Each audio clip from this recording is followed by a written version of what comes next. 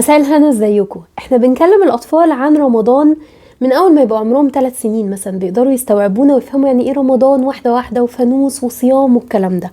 بنبتدي نعلمهم صيام جزئي من 5 ل7 سنين على حسب بنية الطفل الجسمانية، طفل مليان وواخد باله من نفسه كويس ولا طفل تعبان قوي، وكل واحد على قد سنه. هقولك ازاي. بنبتدي نقول للطفل صوم صيام كامل تقريبا من 9 ل 12 سنة. كل طفل بيختلف عن التاني، يعني اغلبهم على ال10 سنين. من 10 ل 12 سنة بيبقى قادر ان هو ان شاء الله يصوم اليوم على بعضه، وطبعا كل طفل غير التاني. عدد ساعات الصيام لازم مبدئيا يبقى تدريجي، يعني ما ينفعش من اول يوم رمضان اقول له مثلا صوم 6 ساعات على بعض.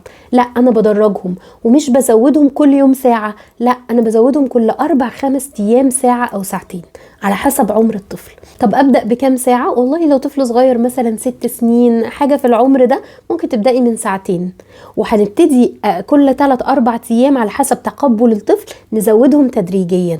بس خدي بالك، اجمالي عدد ساعات الصيام اللي الطفل هيصومها على اخر رمضان لما يبقى ان شاء الله بقى بيزود عدد الساعات، ما ينفعش يتعدى عدد سنين عمره. يعني انا عندي ولد صغير عنده 6 سنين، مش هينفع يصوم اكتر من 6 ساعات متواصل. عندي طفل مثلا عنده 7 سنين، مش هينفع يصوم اكتر من 7 متواصل. طبعا ده بعد 9 سنين والكلام ده بيتحسن كتير، فبيقدروا يصوموا عدد ساعات اطول. بس في الاول لا، معلش، هندرج، نبتدي من ساعتين وهنطلع للسقف بتاع عدد ساعات عمر الطفل. وانا في السن الصغير بحب الريفيرس فاستنج، اللي هو ايه؟ الصيام العكسي.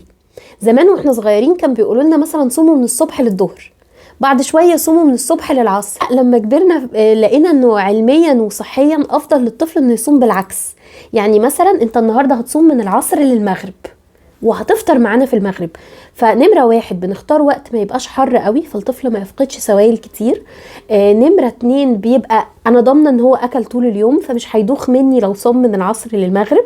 نمرة 3 وده المهم جدا، انه بيفطر معانا على المغرب، فبيحس انه كبير زينا، فبيبقى متحمس قوي انه يفطر زي ما الكبار بتفطر. فسيبيه ياكل بالنهار وابتدي درجي الساعات من المغرب وانتي طالعه.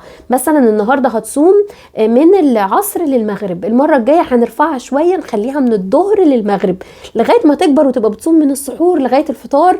ربنا يبارك فيهم. عشان اخلي الطفل يبتدي يصوم معايا لازم يكون وزنه وطوله كويسين، ما عندوش انيميا او سوء تغذيه، ما عندوش مشاكل في الجهاز الهضمي بالذات لو عنده امساك لان الامساك هيزيد، ما عندوش جفاف او اي علامات للجفاف، ما عندوش اي امراض مزمنه. الطفل اللي بيصوم يوم كامل لازم يتسحر يا جماعه، مش اختيار، ولازم يتسحر متاخر. ما تطوعيهوش في ان هو عايز ينام بدري، او مين ان شاء الله ياكل ساندويتش عشان ما يروحش المدرسه دايخ. علمي الطفل ان في علامات زي بنقول عليهم ريد فلاجز، اللي هو مثلا زي اشاره حمراء لو قابلتها انت لازم تطلب المساعده وتفطر. زي ايه؟ زي ان الطفل يدوخ جدا جدا، يكون عرقان حتى وهو قاعد مش بيعمل اي مجهود، تحسي ان عنده كسل شديد جدا مش قادر يقوم ولا يلعب ونشاطه متاثر جدا، امساك شديد جدا لدرجه ان هو بيصرخ وهو داخل الحمام مش قادر. البول لونه غامق، خدوا بالكم يا جماعه لازم نتابع لون البول، ده اهم حاجه، اهم علامه جفاف. البول لو لونه اصفر فاتح يبقى انت ماشيه صح وابنك بياخد سوائل صح وقادر على الصيام. البول لو لونه غامق مايل مثلا للاورنج او رايح ناحيه البني او داكن او ليه ريحه قويه، لا دي علامه ان الطفل مش قادر، هو لازم على الاقل يوقف 2-3 ونبتدي تاني بكميات اصغر. حاجه كمان مهمه جدا، في علامات لنقص الاملاح لازم تتابعيها في الطفل. زي مثلا ان انت لما تيجي تغيري الهدوم وتغسليها تلاقي في الحته بتاعت تحت الابط ملح، حاجه عامله زي ذرات الملح كده، ده معناه ان الطفل بيفقد املاح كتيره. انه لما بيعرق او بيدمع ليها طعم، الدموع نفسها لو جت على بقه بالصدفه او حاجه تحسي ان ليها طعم، ده معناه ان الاملاح عنده مش متظبطه. انه لو طلع في الشمس وهو عرقان تلاقي الحتت دي محروقه، يعني لونها احمر جدا جدا جدا وحصل فيها التهاب، ده التهاب بسبب الاملاح اللي طلعت. وطبعا لون البول زي ما اتفقنا اهم حاجه. طالما هصوم يبقى لازم اظبط نفسي مع مواعيد التمارين.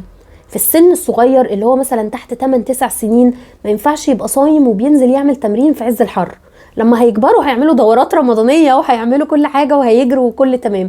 انما الصغيرين قوي اللي بينزلوا تمرين قوي جدا، معلش اعكسي ساعات الصيام بتاعتهم بحيث وقت التمرين يبقى بياخد كميه السوائل الكافيه ليه. بعد الفطار بقى مهم جدا، من الفطار للسحور ادي الميه تدريجي للطفل. لو طفل يعني بيصوم عدد ساعات كبير او بيصوم اليوم كامل، فلازم ادرج الميه من الفطار للسحور، كل ساعه يشرب. مفيش حاجه اسمها هحوش الميه للاخر.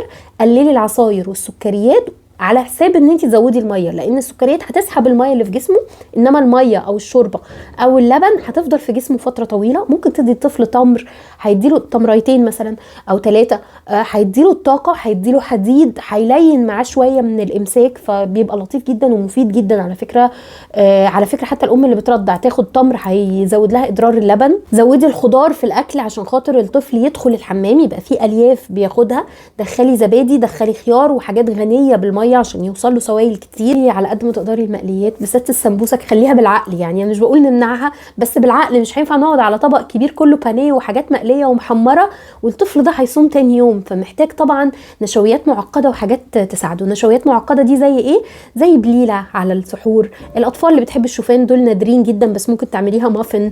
الرز، العيش البلدي، الفريك للاطفال اللي بتحب الفريك. ربنا يقويكم، كل سنه وانتم بالف صحه وهنا. سلسله رمضان كامله للام والطفل في اول تعليق.